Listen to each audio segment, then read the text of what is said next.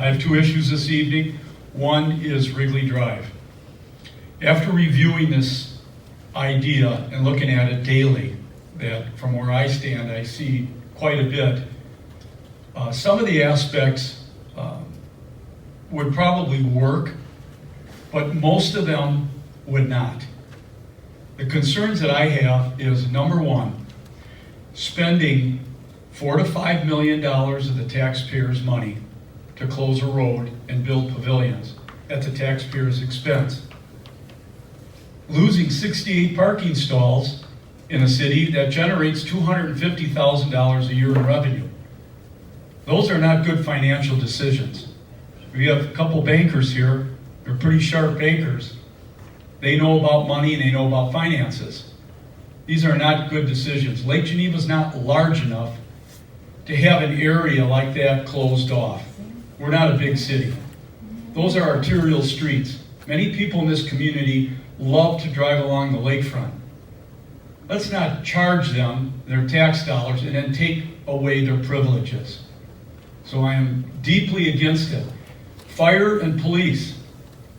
If you're talking about the alleys and using deliveries in the alleys, if there was ever a fire, where do you think they're going to fight, your fire department's going to fight the fires from? They're going to fight them from the alleys, because that's where the hookups are. How are they going to get back there if you've got deliveries all day long? It's going to be a mess. We're not set up for it. It's a good vision, but Lake Geneva's not large enough for this type of thing. So I'm opposed to it because handicap accessibility, the Riviera has no parking, catering, garbage pickup, goes right down the line. It's not set up for that. The other issue is Sand Beach. It's an accident waiting to happen. Please be visionary on this, and let's be proactive instead of reactive.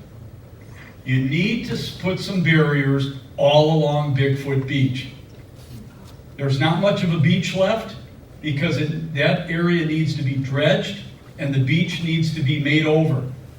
Secondly, people walk along there, they ride their bikes. Anybody that drives along there makes one little mistake and veers off that road, you could take out about 100 people. So let's be proactive. And I would ask that the mayor issue an executive order and let's get some cement barriers that are 2.5 to 3 feet high, which does not block anybody's view, but will protect that whole beach area for the swimmers and the walkers. Let's do something right now. It's easy to issue an executive order. I issued many of them. This is for public safety, and it's got to be done now. We've still got a lot of summer left, and we've got September and October. And then let's put a plan together on doing something a little more decorative along that beach line, like a stone wall with benches where people could sit. But you need to dredge it, you need to make the beach larger, and you need to take this action right now and make it safer. Thank you for your time. Thank you. Thank you. My name is Tom Hartz. Address is 1051 Lake Geneva Boulevard. I'd like to clarify one fact.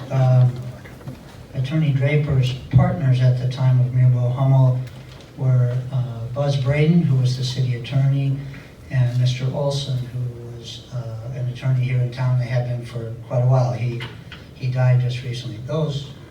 That's the facts on just that piece. He was not a partner of Mark Sansonetti. I'd like to talk about one of the points that Mr. Condos brought up, which I think is an important one for us to consider, and that is the notion about the dangers along Bigfoot Beach. And it is a dangerous stretch there and has been for many years. And I'm not entirely sure if I agree with the parking barriers, but I'm very glad that he has started this conversation, and I think as we put our heads together, we can figure out how to make it safe and do it quickly. So I appreciate that very much. As for the points that Mr. Anagnos, Mr. Peterson, Mr. Condos, and Dr. Adams brought up about the plaza, one piece, I thought all the points were well made and certainly earnest and thoughtful. One thing I'd like to clarify, there was a price tag of $3 to $5 million for pavilions and such on the plaza. Nothing has been drawn up, nothing has been presented in that vein. We've not discussed it at any city level whatsoever. So just that piece of it, I would dispute. But as I said, I thought the concerns were well stated, and as always, we're glad to hear that. And then lastly, for those of you, I haven't forgotten about the small town charm of Lake Geneva. I have a number that hangs in my office, and that's 45%. And that 45% represents the number of children in our school districts who qualify for meal assistance, which means they live at some level of poverty. I'm not sure what small town charm means to them, and keeping it exactly the same as it is, they're looking for opportunity. They're looking for a place to raise their kids, just the same as everybody else. And I think it's important as a community that we recognize that our neighbors are human beings and really need opportunity that perhaps we can present them. So the conversation is important. Everybody speaking is important. We've had some, I think, really good turnouts at the workshops. I think we've had some not so good turnouts at the workshops. We had a Latino listening session that had 80 people at it. The folks there had never been asked their opinions before, and were glad to give it. They were excited, and I think as we all are, about the prospects of what we can paint for our city. But I haven't forgotten about the small town charm. I just want to make sure that we have it defined for all of our residents. The residents need to come first.